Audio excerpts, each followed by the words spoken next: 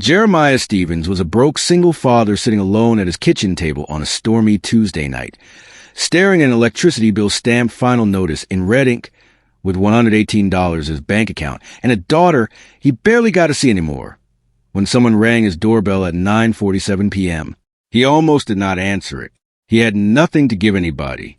But something deep inside him, something that refused to die no matter how hard life had been pressing down on him, made him get up anyway, walk to that door and open it. And that one quiet decision, made by a man who had already lost almost everything, was about to change the entire direction of his life in ways he never could have seen coming. Before we continue, tell us where in the world you're watching from. It's always amazing to see how far our stories reach and how they resonate across the globe. Now, to understand just how much that decision meant, you have to understand who Jeremiah Stevens was at that particular moment in his life. He was not a man who was doing okay and simply going through a rough patch. He was a man who had been falling for a long time and had recently hit something close to the bottom. He was 41 years old. He had a master's degree in structural engineering from Georgia Tech. He had once designed a pedestrian bridge in Charlotte, North Carolina that was featured in a regional architecture magazine. He had been considered, at one point in his career, one of the more promising young structural engineers in the Southeast. And on that stormy Tuesday night, he could not pay a $340 electricity bill. He had been sitting at his kitchen table for over 2 hours when the doorbell rang. He had not eaten dinner. His coffee had gone cold beside him, and he had not touched it. The red final notice stamp on the electricity bill had been staring at him the whole time, and he had been staring back at it like the two of them were in some kind of standoff. He had $118 in his checking account. His landlord had sent him a payment request 4 days ago for $1,200 in back rent, and Jeremiah had been pretending that notification did not exist.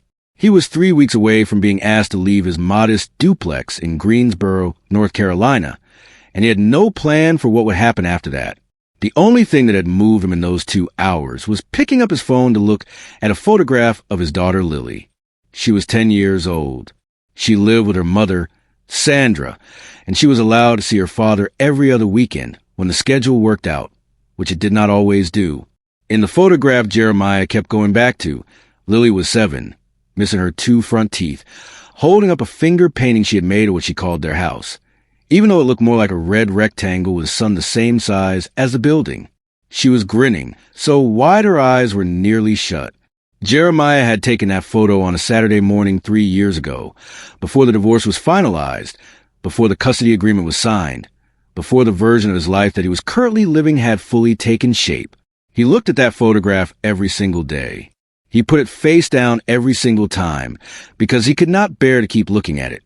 That was the man who heard the doorbell ring at 9:47 p.m., a man with $118, a final notice, a daughter he was losing access to, and nothing left to protect except maybe his dignity. And even that felt like it was on loan. He went to the door and looked through the peephole.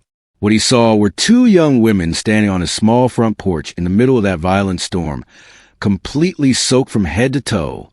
They were clearly twins. Same face, same build, same wide brown eyes, same way of standing. They looked to be in their mid-20s. One of them had her arms wrapped tight around herself and was looking down at the wet porch floor. The other one was looking straight at the door, and even through the distortion of the peephole, Jeremiah could see that she was frightened. He stepped back from the door. A voice in his head, the careful and self-protective voice he had been building for the past 2 years, told him to leave it alone. He had nothing to offer strangers. He had problems of his own that he had not solved. He was not in a position to take on anything or anyone else. That voice was practical. It was a voice of a man who had been worn down enough to stop trusting easily. But then he looked through the peephole again, and he saw the one who was looking down at the floor begin to cry. Her shoulders shook. The bolder twin put an arm around her and said something quietly, and the crying one shook her head slowly in response. They were not performing. They were not running a scam. They were 2 young women standing in a storm that had been raging for hours, soaking wet, frightened, and apparently out of options. Jeremiah thought about Lily. He thought about what it would mean if his 10-year-old daughter were ever standing on a stranger's porch in that exact situation, and the man on the other side of the door decided to stay in his chair. He unlocked the deadbolt and opened the door. The one who had been crying flinched. The bolder one flinched too, just slightly, like they had not quite believed the door was actually going to open. Up close, they were even more clearly identical. Same face, same features, same exhaustion written across their expressions. They were soaked completely through. Their canvas sneakers were dark with water. Their thin jackets had done absolutely nothing against a storm like that. The bold one spoke first. Her name was Debbie. The crying one was Joanne. She explained quickly, like someone who had rehearsed the explanation in her head several times while walking in the rain. Their car had broken down about half a mile back. Debbie's phone was completely dead. Joanne's phone had no signal, and they had already knocked on 2 other houses before his. Nobody had answered. They had been walking in the storm for close to an hour. Jeremiah did not ask a single suspicious question. He did not interrogate them or make them prove anything. He simply stepped aside and let them in, and then he went to the closet and got them towels, and went to his bedroom and came back with 2 sweatshirts they could change into, and he pointed them toward the bathroom. And while they were getting dry and warm, he went to the kitchen and made food, not because he had been asked to, because it was nearly 10 o'clock at night, and they had been out in that storm for an hour, and those were enough reasons. He made scrambled eggs with cheese. He made hot cocoa. It was simple food, the food of a man who cooked for himself on a budget, but it was hot and it was real, and he put on the coffee table, without ceremony, when they came out of the bathroom wearing his old sweatshirts, their wet hair wrapped in his towels. Joanne looked at the food and said, he did not have to do that. Jeremiah told her he knew that, and went back to the kitchen to get his own coffee. He sat in the armchair across from them and let them eat. He did not pepper them with questions or make them feel like they owed him a performance of gratitude. He just sat there. The storm pushed against the windows. And slowly, the rigid fear that had been holding both of those young women stiff began to loosen. They ate. They warmed up. Joanne's hands stopped shaking. Debbie managed to connect his Wi-Fi and confirm what Jeremiah had already told her. No tow truck was going to come out in weather like that, and surge pricing on a ride share to the nearest hotel 12 miles away was going to be painful. Jeremiah told them they could stay the night. He had a couch and a blow-up mattress, and nowhere to be in the morning. He said it plainly, without making a big offer, because he did not want them to feel like they owed him anything more than they already felt they did. They accepted. He set up the mattress, put out clean towels, and said goodnight. Before he reached the hallway, Debbie called after him. She realized they had never asked his name. He told her, Jeremiah Stevens. She thanked him again, and this time the words landed differently than thanks usually does, heavier, more deliberate, like she was storing the name somewhere careful inside her memory. He went to bed. He lay in the dark and listened to the storm and thought about the electricity bill on the kitchen table, and about Lily's finger painting, and about the strange smallness of his life, compared to the life he had once imagined for himself. He fell asleep before he could spiral too far into any of it. He woke up at 2:14 in the morning, because a crack of thunder hit, so close to the house that the walls shuddered around him. He sat up in the dark with his heart knocking against his ribs, and after a moment he heard voices coming from the living room. Low voices, not alarmed, just awake.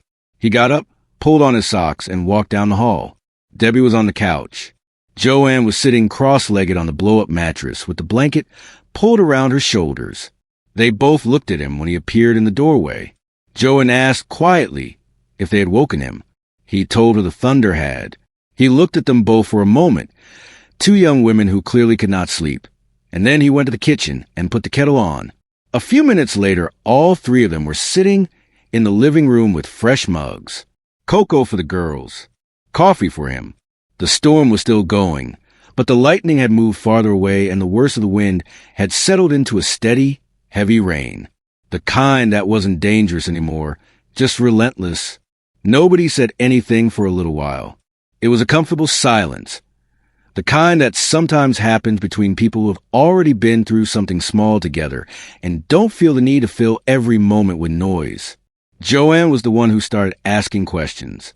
She did it gently, the way a person does when they're genuinely curious rather than just making conversation. She asked if he lived there alone. He said yes. She asked how long. He said about 2 years. She asked if he had kids. And Jeremiah looked down at his coffee mug and told her about Lily. He told them she was 10 years old and lived with her mother. He told them he got every other weekend. He did not say what he meant by when it works out, but both of them heard the weight behind those words and did not push. And then, because it was 2 a.m. and there was a storm outside, and these 2 young women had no connection to his real life and would be gone by morning and would likely never cross his path again, Jeremiah Stevens did something he almost never did anymore. He told the truth. Not just facts. The actual truth, the uncomfortable and unflattering version that a person only shares when they have nothing left to protect. He told them that he had not been a good husband. He was careful to say that plainly, without softening it or redirecting blame. He said that it was easy to make yourself the victim of your own story, and that he had spent some time doing that before he finally forced himself to stop. The real truth, he told them, was that he had been absent. Not physically. He was in the house. He came home at night. He showed up to birthday parties and school events. But he was always somewhere else in his mind, always thinking about the next project, the next structure he was going to design, the next thing he was going to build that would last. He explained that he was a structural engineer, or had been, that he designed bridges and buildings and walkways, and that he had been genuinely good at it and had genuinely loved it. And he said that somewhere along the way he had convinced himself that building things that lasted was the same as leaving a legacy, that if he poured enough of himself into his work, it would mean something permanent. His ex-wife Sandy used to tell him that he was more interested in things that could hold weight than in people. He told Debbie and Joanne, sitting there at 2 a.m. with rain beating against the windows, that Sandra had not been wrong. By the time he finally understood what he'd been doing, the marriage was already over in every way that mattered. Sandra had not left suddenly.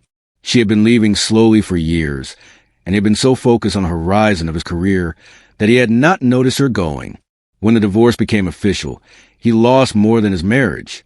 He lost his primary contractor, a firm that Sandra's family had connections to, and the fallout from that professional loss compounded into more losses until he ended up where he was now, a man with a master's degree sitting in a rented duplex, unable to pay a $340 bill. He said all of this without self-pity. That was the thing Debbie noticed most. He was not performing sadness or asking for sympathy. He was just telling the truth about his life the way a man tells a true story when he has already made his peace with the ugly parts of it. There was a kind of hard-won dignity in how he talked about his own failures. Joanne asked him what he missed most. He said, without any hesitation, mornings with Lily. He said she used to come and find him on Saturday mornings when she was small, before everything broke apart, and she would climb into the chair beside him at the kitchen table and eat her cereal and show him whatever she had drawn the night before. He said he used to be half awake and distracted on those mornings, thinking about whatever project he had due that week. And he would give anything now, he said, to go back to one of those mornings and actually be present for it, to put down whatever was in his head, and just be in the room with his daughter. He stopped himself then and almost apologized for talking so much. Debbie told him not to. Joanne shook her head. They were not being polite. They were listening in a way that told him the words were landing somewhere real inside them. He could see something shifting in their faces, a recognition maybe, or something more that he could not quite name. It was the look that people get when a story they are hearing overlaps in some private way with something they already know.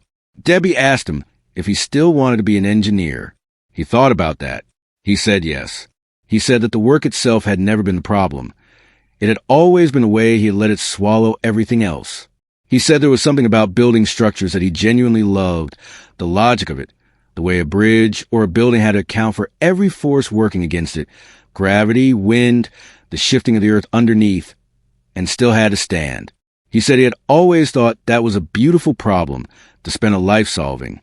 He just had not understood, for a long time, that a marriage and a family were the same kind of problem, that they also required you to account for every force working against them, that they also required constant attention and maintenance and honesty about where the weak points were before those weak points became failures.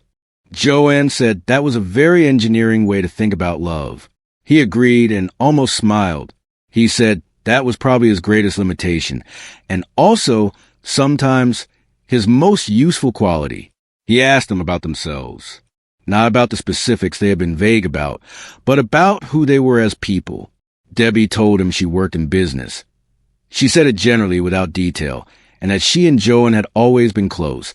The kind of close that twins sometimes are, where you do not need to explain the whole of the feeling, because the other person already has the first half of it. Joanne said she liked art. She had been studying design. She said she wanted to do something that lasted too, but in a different way, not structures, but images. Things that made people feel less alone when they looked at them. Jeremiah told her that was a good thing to want to do. He meant it.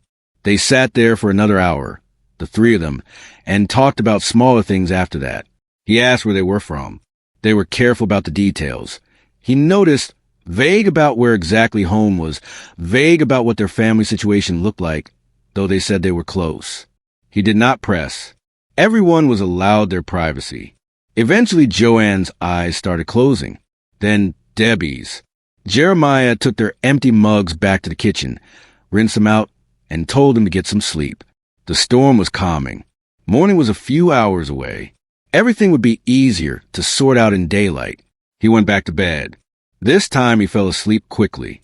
What he did not know, what he had no possible way of knowing, was that Debbie lay awake for another hour on that couch, staring at the ceiling of his modest living room, turning a phone over and over in her hands. And at some point just before 4 a.m, she typed a message to a contact saved in her phone, simply as Dad. She typed 4 words. Then she deleted them. Then she typed them again. Then she hit send. The message said, "He's the one." The morning came in gray and quiet after the storm. Jeremiah was up before 7. He made eggs again. He was working with what he had, and put on a full pot of coffee, and by the time Debbie and Joan were awake and folding the blankets, he had breakfast on the table. Debbie seemed different in the morning light, more focused. There was something deliberate in the way she moved, in the way she kept her phone in her hand, in the way she occasionally glanced out the front window at the street. Jeremiah noticed it, but said nothing. He figured they were probably waiting for the tow truck arrival time, or watching for a rideshare driver. He was washing the breakfast dishes with his back to the living room when Joan said, quietly, "Someone's here." He turned around. Through the front window, he could see a black SUV pulling up to the curb in front of his duplex. Then another one behind it. Then a third. 3 large, identical black SUVs, still gleaming and wet from rain, parked in a neat line in front of his modest rented home on that quiet Greensboro street. It looked like a motorcade. Jeremiah set the dish he was holding down slowly on the counter. A man got out of the middle vehicle. He was tall, in his late 60s, with silver hair cut close, and the kind of posture that takes a lifetime of confidence to build. He was wearing a dark overcoat despite the mild morning, and he moved with the unhurried certainty of a man who had never once in his adult life been kept waiting. 2 other men got out of the first SUV and fell in to step a few paces behind him without being asked to. They were not aggressive. They were simply present, like furniture that was also watching everything. Jeremiah looked at Debbie. Debbie was already looking at him. There was something in her face, not guilt, but something close to apology, like she had known this moment was coming and had not known how to prepare him for it. The doorbell rang. Jeremiah went to the door and opened it. The silver-haired man stood on his porch in the morning light and looked at Jeremiah with calm, assessing eyes that had clearly spent decades making quick and accurate judgments about people. "Mr. Stevens," the man said. His voice was deep and measured. "My name is Edwin Melton. I believe you spent the night looking after my daughters." Jeremiah looked past him at the 3 SUVs. He looked at the 2 men who had positioned themselves politely but precisely on either side porch. He looked back at Edwin Melton. "Come in," Jeremiah said, because it was the only sensible thing to say. Edwin Melton walked into the small living room of Jeremiah's rented duplex and did not look around at the way wealthy people sometimes look around modest spaces, with a barely concealed scan that takes in everything and finds it lacking. He looked at his daughters first, long enough to confirm they were fine, And then he sat in the armchair Jeremiah offered him and folded his hands in his lap and looked directly at Jeremiah. Debbie and Joanne sat together on the couch. Joanne was wringing her hands, slightly. Debbie was very still. "I owe you an explanation," Edwin said. "And an apology in that order." What Edwin Melton then explained to Jeremiah, sitting in that small living room on a wet Wednesday morning, was something that Jeremiah's mind had to work to fully absorb even as the words were being spoken clearly and directly. Edwin was not just a father who had come to collect his daughters after a breakdown. Edwin Melton was, in fact, one of the wealthiest men in the state of North Carolina. He had built a construction and real estate development empire over 4 decades that employed thousands of people and had projects running in 11 states. He was a man who had more resources than most people could imagine, and he had used some of those resources to engineer the previous night entirely. The car had not broken down by accident. The breakdown had been planned. The storm had been chosen carefully as the setting. The 2 other houses where Debbie and Joanne knocked, and where nobody answered, had been selected in advance. Edwin Melton had been running what he called, with no embarrassment, a test. And he had been running versions of it for the better part of 6 months. He explained it plainly. He said that at his level of business, finding people with genuine character was the hardest thing he did. He had been lied to by polished executives, betrayed by credentialed professionals, and disappointed by people who interviewed beautifully and performed terribly when it actually mattered. He had tried every conventional method of vetting people and found them all insufficient. So he had begun doing something unconventional. He identified candidates, men and women who had once shown excellence in their field and who had fallen on hard times, and he put them in a situation where nobody was watching and nothing was on the line except whether or not they would do the right thing. He wanted to see what a person did when they believed there was nothing to gain. Jeremiah had been on his list for several months. His professional record was what had caught Edwin's team's attention first. The bridge design, the early career work, the technical reputation. His personal situation had then confirmed him as a candidate. A man under that much financial pressure, Edwin said, who still opened his door at 10 o'clock at night to 2 strangers and gave them everything he had in his kitchen and his closet and his linen cupboard, without asking for anything in return and without performing generosity for an audience. That was the kind of man Edwin was looking for. Jeremiah sat through this explanation without saying a word. His face did not change much. He was not a man who wore his reactions openly, but inside, a storm of his own was moving through him. Anger, disbelief, a complicated kind of relief, and something else underneath all of it that he could not name yet. When Edwin finished, he said, "I know this is a great deal to process, and I understand if your first reaction is anger. You will be entitled to it. But I would ask you to hear the rest of what I have to say before you decide how to respond." Jeremiah looked at Debbie. She met his eyes steadily. There was still that apology in her face, but there was also something earnest behind it. She had meant the listening last night. She had meant the warmth. The test had been her father's idea, but what had passed between them in his living room had been real. He looked back at Edwin. "Keep talking," he said. Edwin Melton then offered Jeremiah a job. Not a small job. Not a consolation prize dressed up in corporate language. A genuine senior-level position within the infrastructure division of his development company. A role that would put Jeremiah back in the field he had trained for, leading real structural projects at a salary that Edwin named without flinching. When Jeremiah heard the number, he kept his face still. But the number was more than 3 times what he had been making at the peak of his career, and it came with full benefits, a company vehicle, and a housing allowance while he transitioned to a new city. "I am not offering you charity," Edwin said clearly. "I am offering you a position I need filled by someone with your particular combination of technical ability and integrity. Those 2 things together are rarer than most people realize. The test confirmed what your record suggested. The job is yours if you want it." The room was very quiet.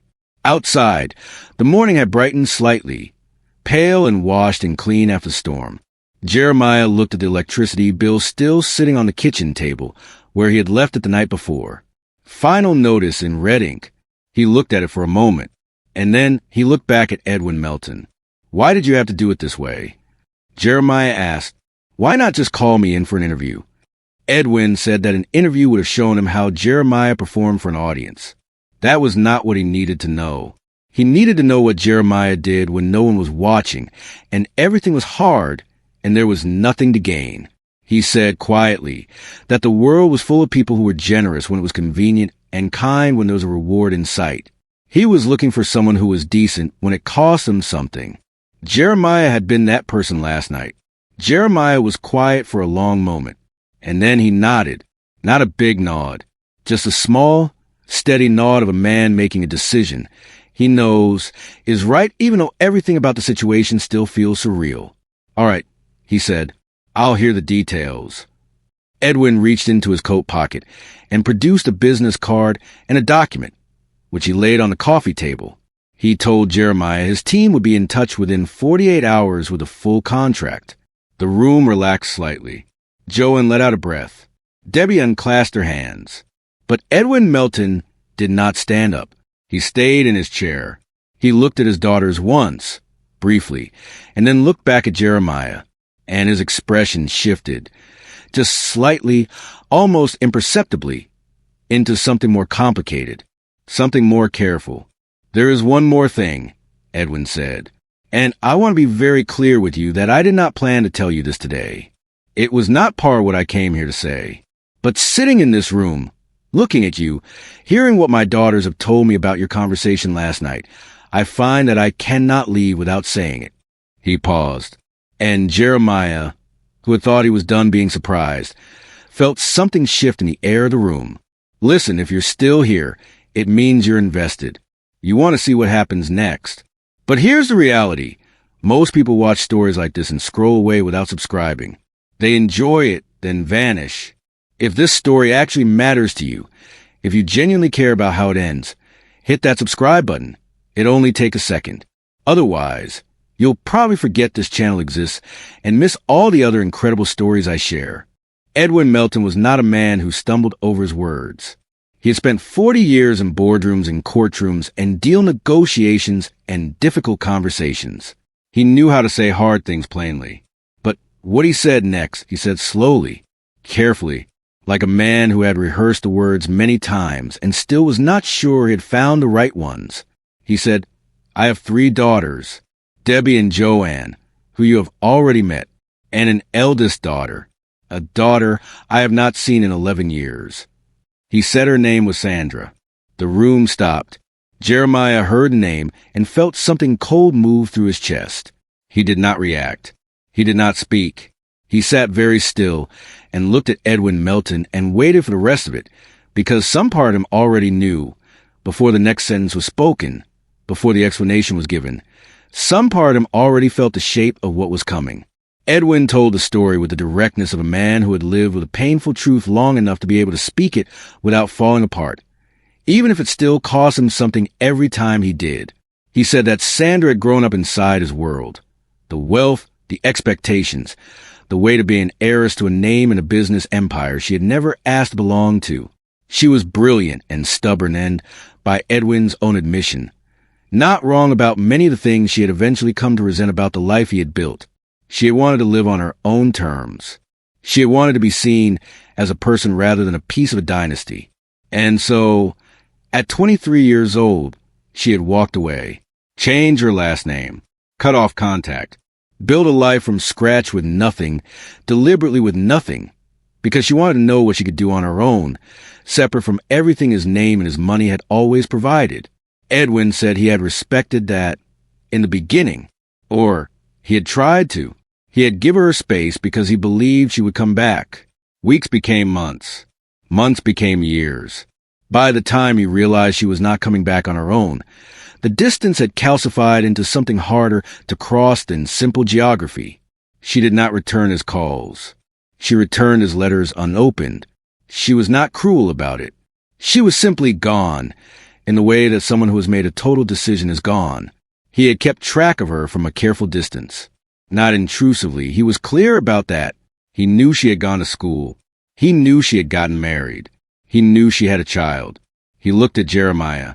"Your daughter, Lily," Edwin said, "is my granddaughter.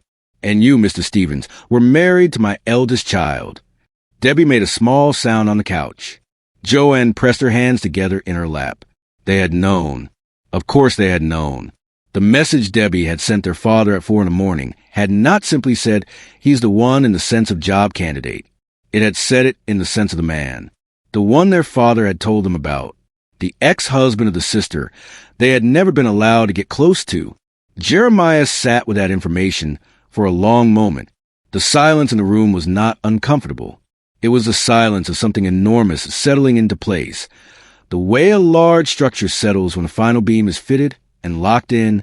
He thought about Sandra. He thought about the ways she had always been private about her past.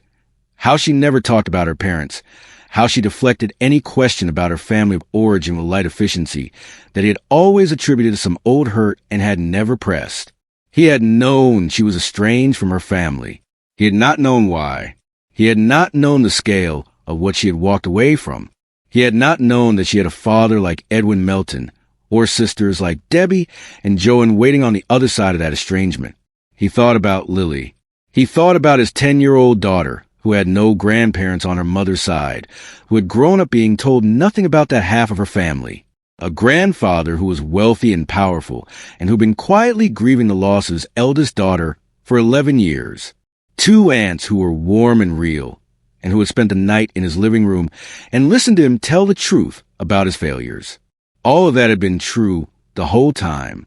All of that had been sitting just outside the door of Lily's life. Unreachable not because it did not exist, but because Sandra had built a wall around it and kept the door locked. He thought about Sandra. He tried to be fair to her even inside his own mind, the way he had trained himself to be. He did not know what her reasons were.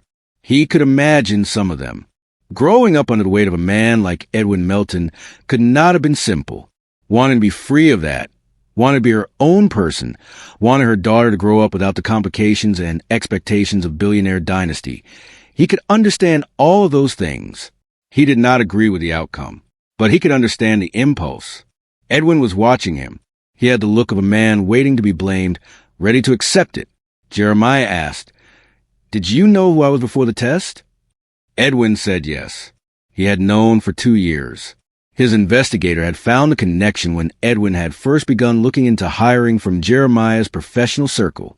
He had discovered that the promising engineer on his shortlist was the ex-husband of the daughter he had lost. He had sat with that information for a long time before deciding what to do with it. Jeremiah asked, "Did Sandra know you were going to do this?" Edwin said no. He said he did not believe Sandra would have allowed it if she had known. He said he was aware that his relationship with his eldest daughter was broken and that he was not certain it could be repaired, and that nothing he was doing today was an attempt to force that repair against her will.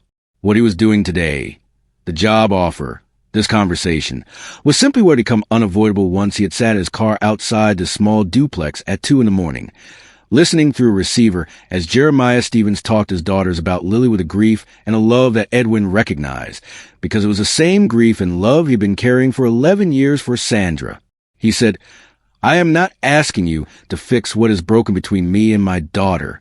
That is not your responsibility, and it is not something I would ask of you.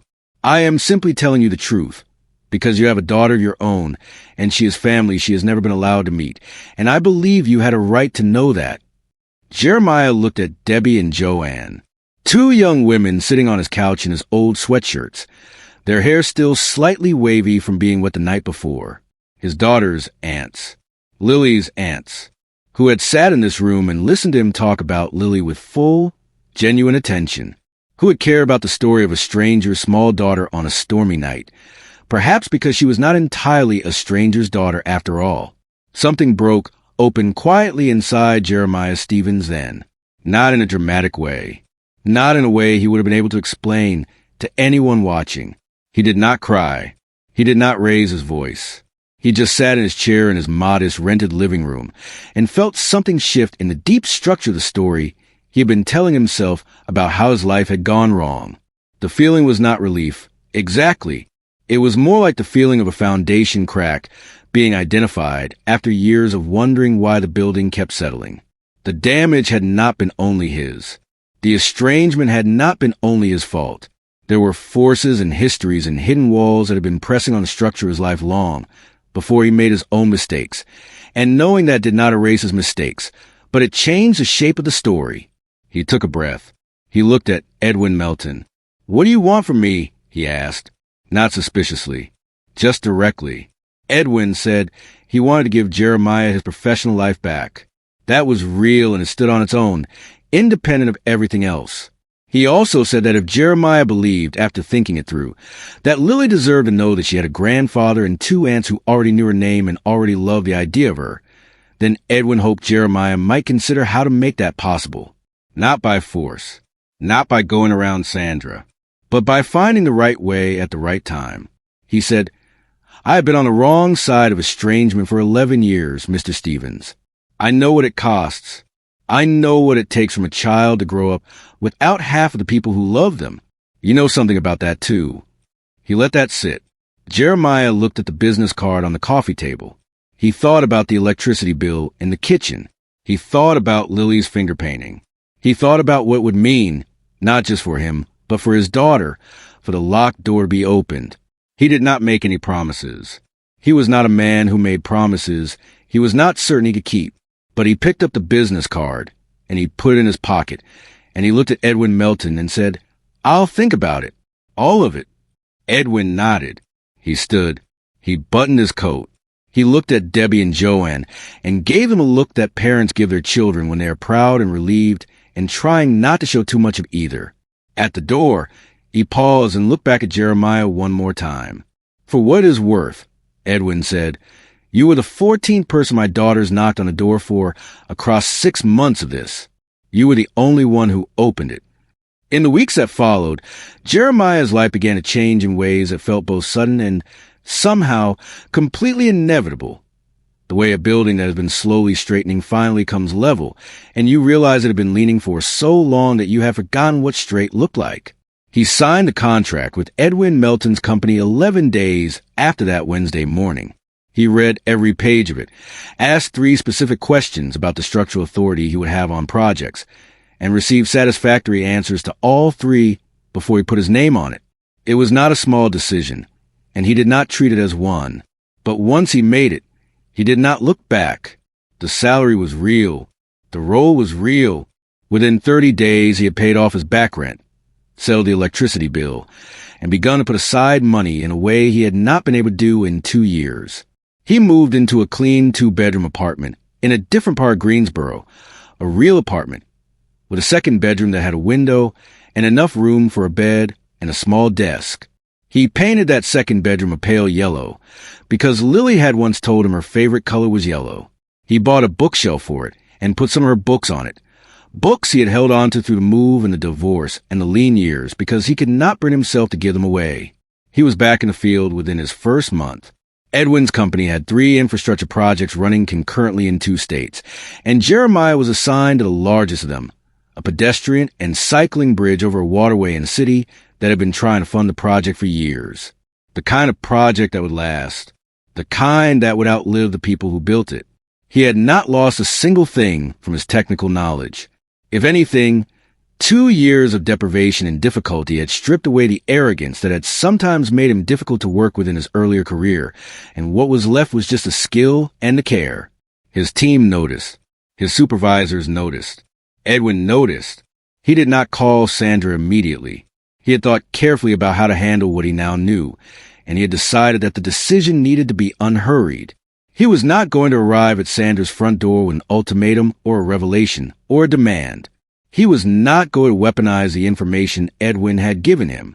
He was going to give himself time to think about what was right for Lily, not what felt urgent for himself. But he did call his lawyer. He asked about his custody arrangement, not to start a war, but to understand what was possible. And his lawyer told him that with his change in financial circumstances, there were options worth reconsidering. His current arrangement had been negotiated at a time when he was barely solvent. A more stable Jeremiah, his lawyer told him, had a stronger case for expanded time with his daughter. He filed for a modification 3 months after signing the contract. It was not a hostile filing. He was not trying to take Lily from her mother.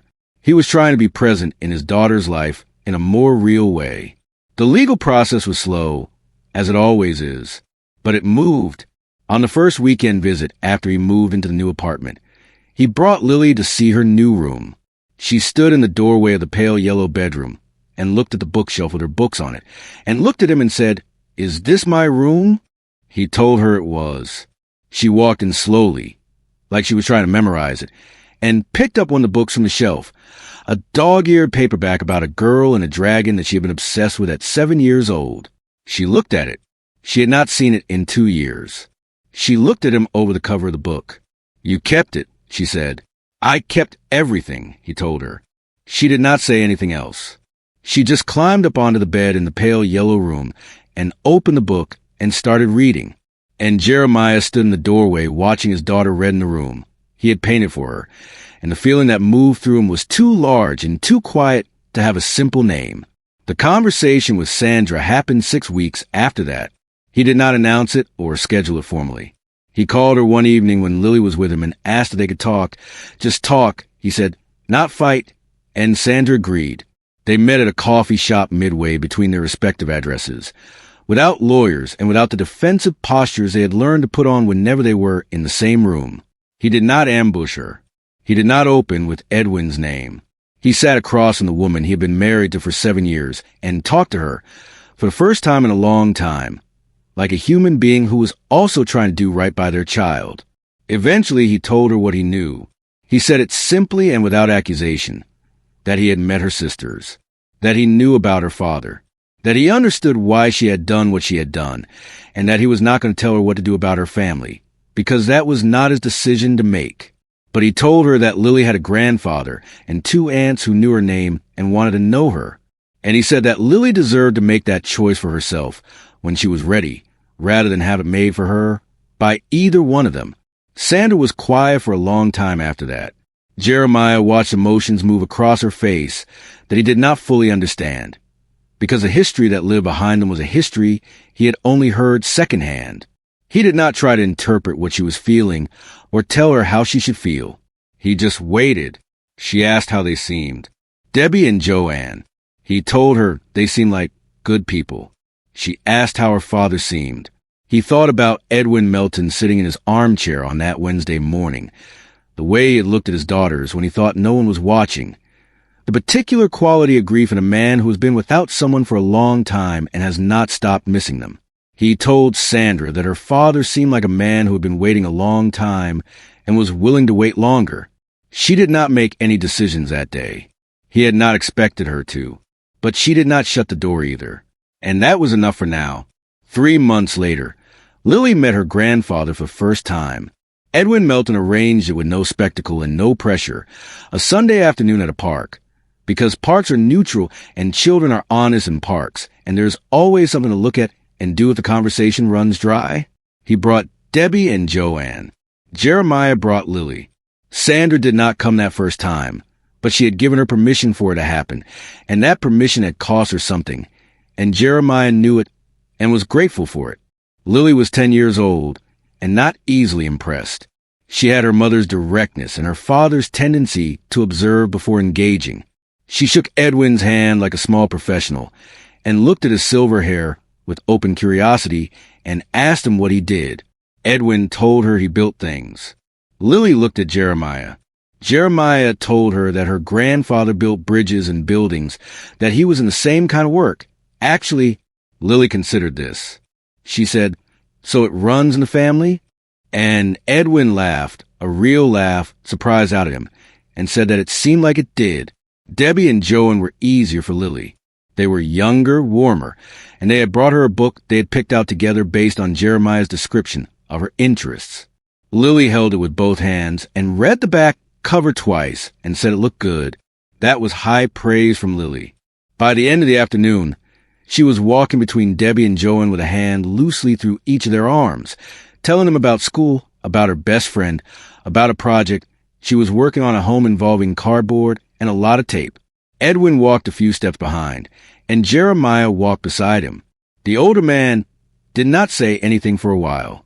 He just watched his granddaughter walk between his daughters in the afternoon light, talking with the easy confidence of a child who has decided she likes someone. Then Edwin said quietly, "Thank you." Jeremiah did not say you're welcome. He said she deserved to have her family. Edwin nodded. So did you. Jeremiah thought about that on the drive home. Lily asleep in the back seat with the new book open on her lap. One page turned before she lost a battle with tiredness. He thought about the electricity bill on the table that night, and the storm at the windows, and the doorbell at 9:47 p.m. He thought about the voice in his head that had told him not to open the door, and how close he had come to listening to it. He thought about what Edwin had told him that Wednesday morning, that across 6 months of searching, across 14 different doors, only one man had opened his. He had not opened it because he thought there was something to gain. He had not opened it because he was trying to prove anything or perform for an audience. He had opened it because 2 young women were standing in a storm, and he had a daughter, somewhere who he hoped would always find a door open when she needed one. He had spent 2 years believing that his life was falling apart. He had been wrong. His life had been in the process of becoming something smaller and quieter and more honest than what he had built before, but stronger for it. The way a structure that had been over-engineered for appearance rather than purpose is sometimes torn down and rebuilt in a simpler and more durable form. He was not the same man who had sat at that kitchen table staring at a final notice. He was not going to pretend that nothing had been broken or that the broken things had all been fixed. Sandra's relationship with her father was still fragile. His own relationship with Sandra was still complicated. There were things that would take years to settle, legal and personal and familial things that did not resolve in a single afternoon at a park. Sandra came to the second meeting. She had not planned to, but Debbie had texted her a photograph from the park. Just one photograph, nothing pushy, no message attached to it. The photograph was of Lily walking between Debbie and Joan with her small hands tucked through their arms, looking up at one of them and laughing at something. Sandra looked at that photograph for a long time. Then she called Jeremiah. Then she called her father. That call lasted 47 minutes. Nobody outside of those 2 people will ever know exactly what was said in it. But she came to the second meeting. She stood at the edge of the park and watched her daughters with her father and her own child for a while before she walked over. Edwin saw her coming and did not move toward her. He waited. He let her come at her own pace. When she was close enough, he just said her name. She said his. And then they sat together on a bench while Lily ran around with her aunts in the grass, and they talked. For the first time in 11 years, they talked. It was not a movie moment. It was not a clean resolution. They were 2 people with a long and complicated history sitting on a bench, trying to find their way back to something that had been lost for so long it had changed shape. But they talked, and that was the beginning of something, even if neither of them could say exactly what. But Lily was asleep in his back seat with a book from her aunt's on her lap, and tomorrow she would wake up in the pale yellow room he had painted for her. And in a few months she would have more time with him. Real time. The kind of time where you are present for Saturday mornings and the quiet evenings and the ordinary, unremarkable moments that you do not know you will miss until they are gone. Jeremiah Stevens had spent years building structures he thought would outlast him. He had been right about the importance of what lasts. He had only been wrong about which things those were. The things that last are not the bridges. The things that last are the mornings. Every great story teaches something real, and this one teaches a lesson that most people learn too late. That the most important things in life are not the monuments you build or the legacy you leave in stone, but the ordinary moments you choose to be present for. Jeremiah Stevens was a brilliant man who lost his marriage, his daughter's daily life, and eventually his career, not because he was lazy or cruel, but because he kept choosing the next big project over small Saturday mornings that actually mattered. He thought building things that lasted was the same as building a life worth living, and by the time he understood the difference, the people he loved had already moved on without him. The other lesson is just as powerful, that kindness costs something real when you have very little left, and that is precisely when it matters most. Jeremiah had $118. A final notice, and every reason in the world to keep his door closed that stormy night. But he opened it anyway because something in him refused to become the kind of man who walks past someone else's pain to protect his own comfort. And that one decision, made quietly with no audience, no reward in sight, and nothing to gain, turned out to be the foundation everything else was rebuilt on. So the real lesson is this. Your character is not what you do when life is easy and people are watching. It is what you do when everything is hard and nobody is looking. Before you go, let me ask you something, Dot. If this story kept you listening until now, why not subscribe? A lot of people watch. A lot of people enjoy. But most never click that button. Don't just be a viewer. Be part of this. Like the video if it hit. Share it with someone who'd love it. Subscribe so you don't miss what's next. And drop a comment telling me your favorite part of the story. I really want to know what stood out to you and be honest. Do you want part 2?